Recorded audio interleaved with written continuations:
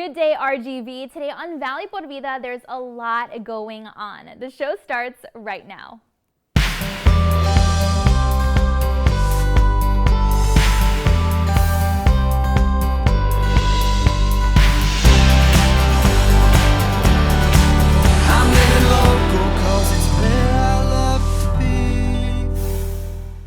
Hi there, thanks again for joining us today. I'm your host, Danielle Banda, and you better be paying attention because 2021 literally just zipped by, and it feels like all of a sudden 2022 was upon us, right?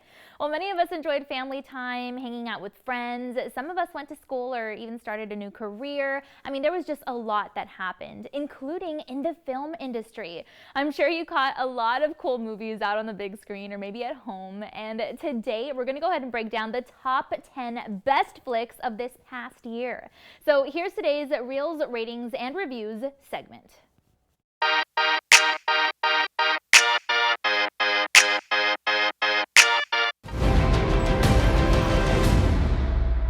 Who is he? James, you don't know what this is? Daniel Craig's swan song as James Bond was an unusually emotional one. No Time to Die encapsulated all of that and delivered my number 10 pick for the best of 2021.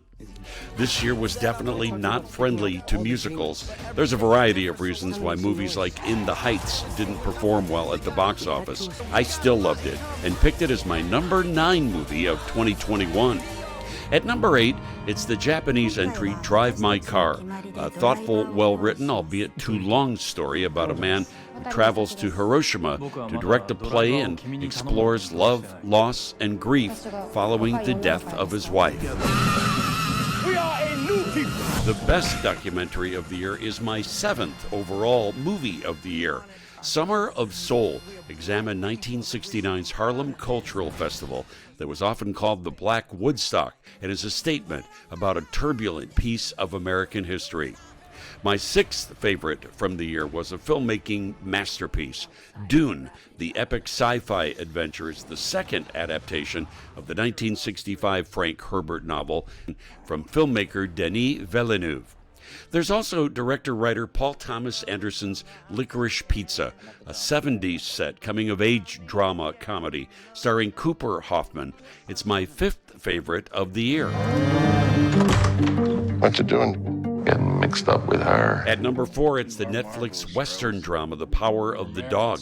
Benedict Cumberbatch, Kirsten Dunst, and newcomer Cody Smith-McPhee star in the story about a domineering but charismatic rancher who wages a war of intimidation on his brother's new wife and her teen son. The most talked about film at festivals around the world this year is the Kenneth Branagh-directed Belfast, tearing family and friends apart amidst the violence in the Northern Ireland town during the 1960s and the 1970s. It's my number 3 pick for the best of 2021. At number 2, it's the Steven Spielberg adaptation of the classic stage and movie musical West Side Story. There is no denying that this is one of the film highlights of the year, with its stunning cinematography, a respectful yet fresh take on the original storyline, and one great performance after another. As for the number 1 movie of 2021... What do you mean? They all die fighting Spider-Man. It's their fate. Not only is Spider-Man No Way Home breaking pandemic-era box office records, I think it's the perfect example of why we love going to the movies, and it is my favorite film of 2021.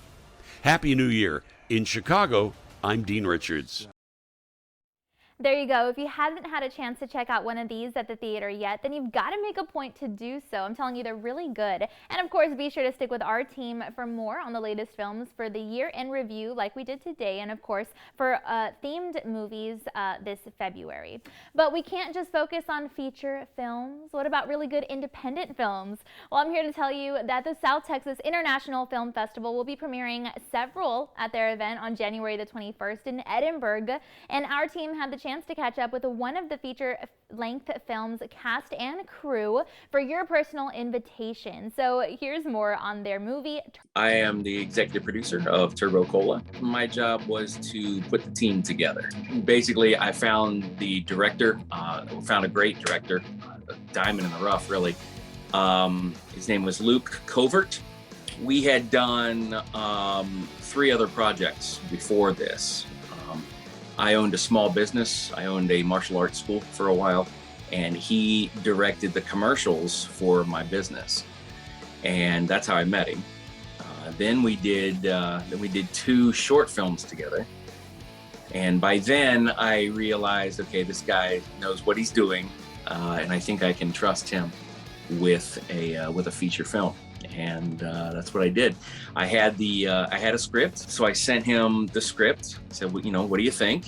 And we got with the playwright and asked, of course, got permission to make the movie, based it on the play. We did change a couple things around. That's that's how it came about. So Turbo Cola is a movie. It's a young person's movie. It takes place on the last day of 1999. The main character, Austin, his girlfriend got a scholarship to NYU. He wants to follow her to New York. And so him and his friend come up with the idea that they're going to rob the ATM at the gas station where he works. And being that it takes place on the last day of 1999, they think that Y2K is going to cover their tracks. Basically, it's a heist. It's a young adult drama comedy with a heist involved with it. One of the people that interviewed us called it Ocean 7-Eleven because it takes place at a gas station. The entire movie takes place at a gas station.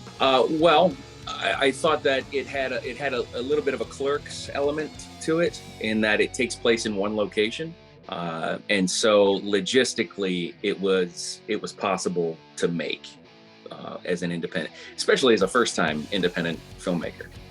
Hey everyone, I'm Luke Covert. I'm the director of the movie Turbo Cola, and we're so excited for you to see it. And if you want to find out more, watch the trailer, kind of buy merchandise, come to one of the premieres, you can follow us on Instagram, Turbo Cola Movie, or you can go to the website, which is covertfilm.com/turbocola.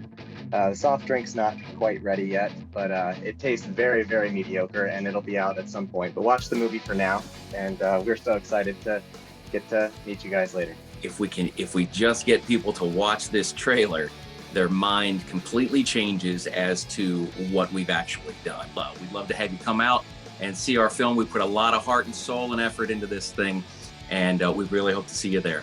Have a great day. There you have it. Be sure to check out the film premiere over in Edinburgh, and you can check out their website for trailers, behind the scenes, peeks, and more. Of course, don't forget to also visit their Instagram page to learn all about it. There really is so much love for film here in the Rio Grande Valley, which makes me happy, and so many others too. In fact, there was a film crew who, from Milan, Italy rather, who recently flew down here for a fashion show, and they turned the entire experience into a documentary. Our team was so excited about this because it highlighted various talent from across the valley, so we went ahead and dropped by for their shoot to see some behind the scenes.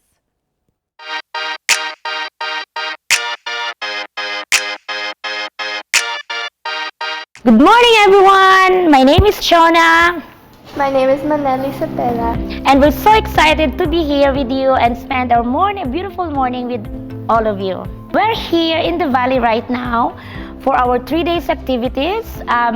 We call it Home of Fashion Week, Texas, where home is where you belong, in your heart and in your soul. So this is the place where we belong. We came here in the valley, coming from Europe, from Italy. We're based in Italy. We're a sustainable designer and a talent consultant, and we're here in the valley. People were asking why you're here in the valley, coming from, we have done events in New York, Eiffel Tower, Dubai, why in the valley? Because the valley, there's so much beauty, there's so much talents over here. People here are full of dreams. We all deserve to be included in everything that we do, near or far. The world needs to see us. So to see the valley, so that's why we're here. It's a docu-series. Actually, it's about, the title is Chasing Chona, and it's about my life, my people. As you can see, we have so many beautiful people here, our travel, and the goal of this is to show to the world that somehow in the fashion industry, You can be as simple as you want. You don't need to be in glitz and glamour and big hair and full makeup.